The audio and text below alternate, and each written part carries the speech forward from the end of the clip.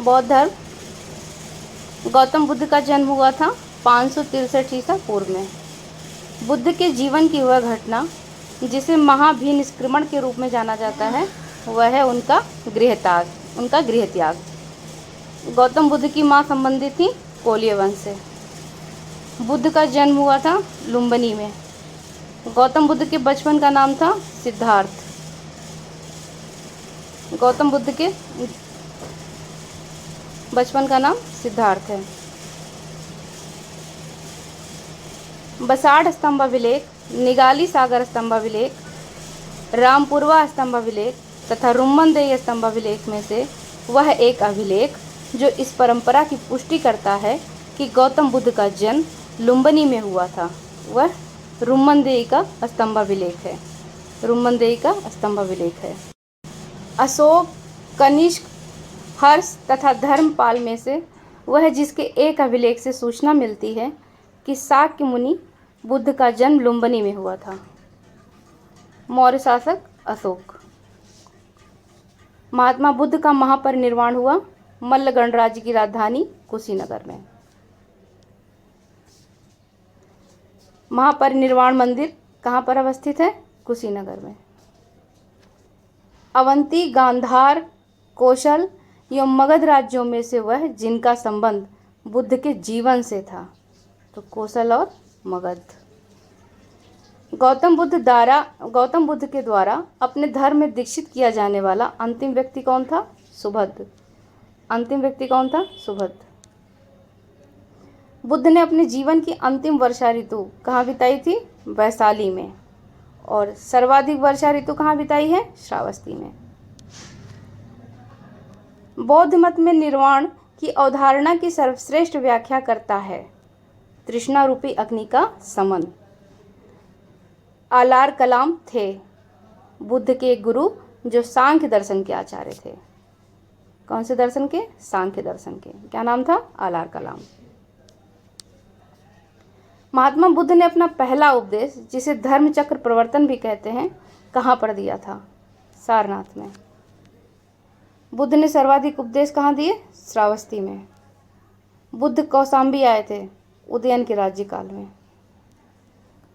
बुद्ध की मृत्यु के पश्चात प्रथम बौद्ध संगीति की अध्यक्षता किसने की थी? महाकश्यप ने।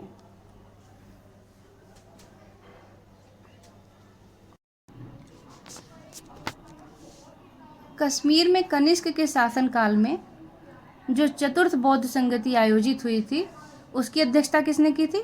वसुमित्र ने। यहाँ पर एक चीज और देख लेते हैं कि प्रथम बौद्ध संगीति का आयोजन किसके काल में हुआ था? राजगृह में हुआ था, ये सप्तपर्णी गुफा में। बौद्ध धर्म का महायान शाखा औपचारिक रूप से प्रकट हुआ था कनिष्क के शासनकाल में। प्रथम, द्वितीय, तृतीय, चतुर्थ बौद्ध संगीतियों के आयोजन स्थलों का सही क्रम है राजगृह, वैशाली, पाटलिपुत्र और कुंडलवन। द्वितीय बौद्ध समिति का आयोजन हुआ था काशी में। द्वितीय बौद्ध समिति का आयोजन। प्रथम बौद्ध समिति का आयोजन हुआ था अजातशत्रु के शासनकाल में। और द्वितीय बौद्ध सभा का आयोजन किसके काल में हुआ? कालाशोक के।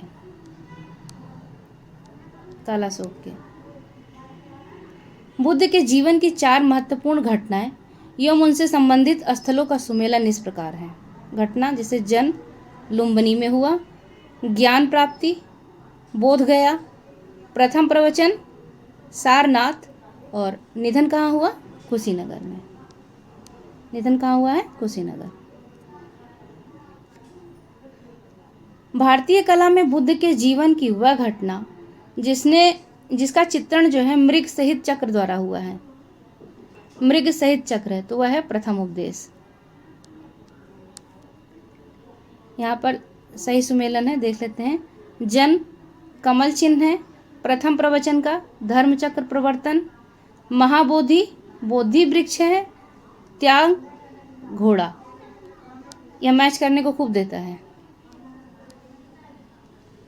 कर्मापा लामा तिब्बत के बुद्ध संप्रदाय के जिस वर्ग का है वह कंग्यूपा है। महात्मा बुद्ध के संबंध में सही कथन है। उनका जन्म कपिलवस्तु में हुआ था। उन्होंने बोधगया में ज्ञान प्राप्त किया।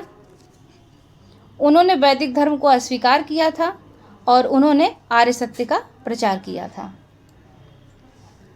कपिलवस्तु और लुम्बिनी एक ही बात है। बोधगया में महाबोधि मंदिर बनाया गया जहां गौतम बुद्ध को ज्ञान प्राप्त हुआ था।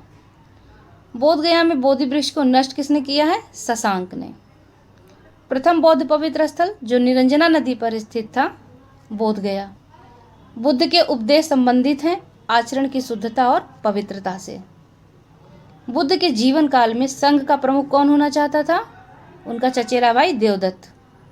गौतम बुद्ध ने अपनी मृत्यु के उपरांत बौद्ध संघ के नेतृत्व के लिए किसे नामित किया था? किसी को भी नहीं। अष्टांग मार्ग की संकल्पना अंग है धर्मचक्र प्रवर्तन सूत्र की विषय वस्तु का। धर्मचक्र प्रवर्तन सूत्र की विषय वस्तु का। गौतम बुद्ध के बारे में सत्य कथन है। वे कर्म में विश्वास करते थे, आत्मा का शरीर में परिवर्तन मानते थे और निर्वाण प्राप्ति में विश्वास करते थे। बौद्ध संघ में भिक्षुणियों के रूप में स्त्रियों को प्रवेश की अनुमति बुद्ध द्वारा कहाँ दी गई थी? वैशाली में। त्रिपिटक क्या है? बुद्ध के उपदेशों का संग्रह। त्रिपिटक का संबंध किससे है? बौद्ध धर्म से।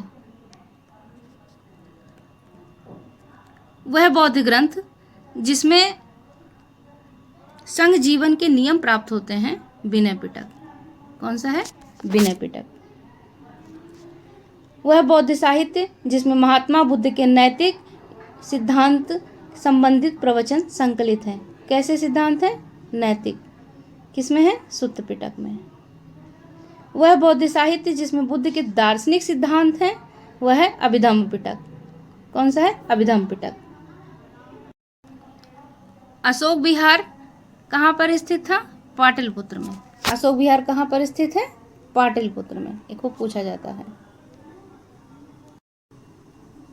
विश्व का सबसे ऊंचा कहा जाने वाला विश्व शांति स्तूप कहाँ स्थित है? राजगीर, बिहार में। बुद्ध की 80 फुट की बड़ी प्रतिमा जो बोधगया में है, उसे किसने बनवाया था? जापानियों ने। सर्वप्रथम स्तूप शब्द कहाँ मिलता है? ऋग्वेद में। सारनाथ, सांची, बोधगया एवं कुशीनारा में से वह स्तूप स्थल जिसका संबंध भगवान बुद्ध के जीवन की किसी घटना से नहीं रहा, वह है सांची। संसार अस्थिर और क्षणिक है का बौद्ध, जैन, गीता एवं वेदांत में से जिससे संबंध है वह है बौद्ध।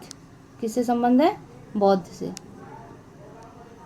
एशिया के ज्योतिर्पुंज के तौर पर जाना जाता है गौतम बुद्ध को। सर एडविन एर्नॉल्ड की पुस्तक the light of the Asia आधारित है ललित विस्तार पर। गौतम बुद्ध को एक देवता का स्थान जिस राजा के युग में प्राप्त हुआ वह कौन है? कनिष्क।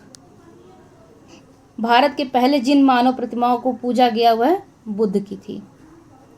देश में जिस धर्म के लोगों ने मूर्ति पूजा की नींव रखी किसकी थी? बुद्ध की थी और बौद्ध धर्म ने रखा। गांधार शैली की मूर्ति कला में बुद्ध के सारनाथ में हुए प्रथम धर्मोपदेश से संबद्ध प्रवचन मुद्रा का नाम है धर्मचक्र।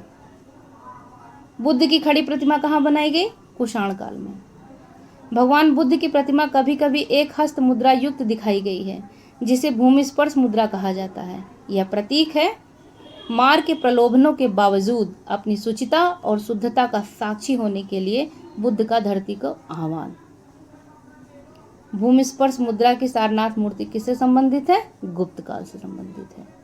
ये बहुत इंपॉर्टेंट सवाल है।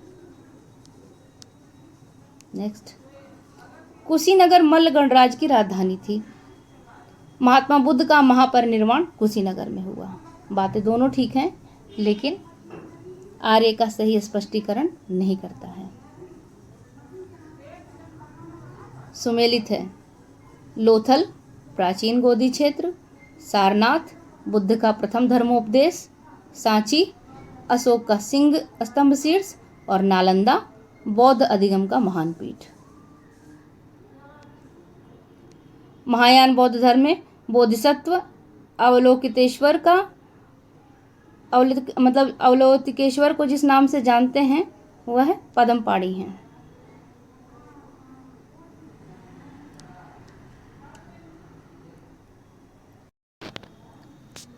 भारत के धार्मिक इतिहास के संदर्भ में सत्य कथन है। बोधिसत्व अपने प्रबोध के मार्ग पर बढ़ता हुआ करुणामय है। बोधिसत्व समस्त सचेतन प्राणियों को उनके प्रबोध के मार्ग पर चलने में सहायता करने के लिए स्वयं ही निर्वाण प्राप्ति विलंबित करता है। हीनयान अवस्था का विशालतम एवं सर्वाधिक विकसित शैलकृत चैत्यगृह कहाँ स्थित है? कार्ले में। प्रथम शताब्दी ईस्वी में जिस भारतीय बौद्ध भिक्षुक को चीन भेजा गया था वह कौन था? नागार्जुन। शून्यता के सिद्धांत को सर्वप्रथम किसने प्रतिपादित किया? नागार्जुन ने। नागार्जुन जिस बौद्ध संप्रदाय के थे वह कौन सा है? माध्यमिक। विक्रमशिला, वाराणसी, गिरनार एवं उज्जैन में से बौद्ध शिक्षा का केंद्र कौन सा है? विक्रमशिला। कौन सा है? विक्रमशिला। वल्लभी विश्वविद्यालय कहाँ स्थित है? गुजरात में। नालंदा विश्वविद्यालय का स्थापत्य युग कौन सा है? गुप्त। संस्थापक कौन थे? कुमारगुप्त। नालंदा विश्वविद्यालय विश्व प्रसिद्ध क्यों था? बौद्ध धर्म दर्शन के लिए। कथन है 12वीं शताब्दी के अंत तक नालंदा महाविहार का पतन हो गया। कारण है महाविहार को राजकीय प्रश्रय मिलना बंद हो गया था। तो दोनों बातें सही हैं, लेकिन आर्य की सही व्याख्या नहीं करता है। नौ नालंदा महाविहार किस लिए विख्यात है? पाली अनुसंधान संस्थान के लिए। बौद्ध धर्म और जैन धर्म दोनों में समान रूप में विद्यमान था। वेद प्रमाण के प्रति अनास्था, कर्मकांडों की फलकता का निषेध था और प्राणियों में हिंसा का निषेध, यानी कि दोनों ही अहिंसा मार्गी थे। बौद्ध धर्म के 4 आर्य सत्य का सही क्रम क्या है? दुख है, दुख का कारण है, दुख का निरोध है और दुख निरोध का मार्ग है। बौद्ध तथा जैन दोनों ही धर्म विश्वास करते थे कर्म तथा पुनर्जन्म के सिद्धांत। कथन है पुनर्जन्म नहीं होता है, कारण है आत्मा की सत्ता नहीं है। तो ये गलत है, किंतु आर सही है। बौद्ध धर्म के विषय में सही कथन है उसने वर्ण एवं जाति को अस्वीकार नहीं किया, उसने ब्राह्मण वर्ग की सर्वोच्च सामाजिक कोटि को चुनौती दी, उसने कुछ एक शिल्पों को भी निम्न माना है। बौद्ध धर्म के विस्तार के कारणों में सम्मिलित थे धर्म की सादगी, दलितों के लिए विशेष अपील, धर्म की मिशनरी भावना और स्थानीय भाषा का प्रयोग। आरंभिक मध्ययुगीन समय में बौद्ध धर्म का पतन जिन कारणों से शुरू हुआ वह है उस वक्त तक बुद्ध विष्णु के अवतार समझे जाने लगे और वैष्णव धर्म का हिस्सा बन गए। कुछ शैलकृत बौद्ध गुफाओं को चैत्य कहते हैं जबकि अन्य को विहार। दोनों में क्या अंतर है? चैत्य पूजा स्थल होता है जबकि विहार जो है वो बौद्ध भिक्षुओं का निवास स्थान है। वह बौद्ध शाखा जो सुल्तानी युग में सबसे प्रभावशाली थी वह कौन सी है? वज्रयान।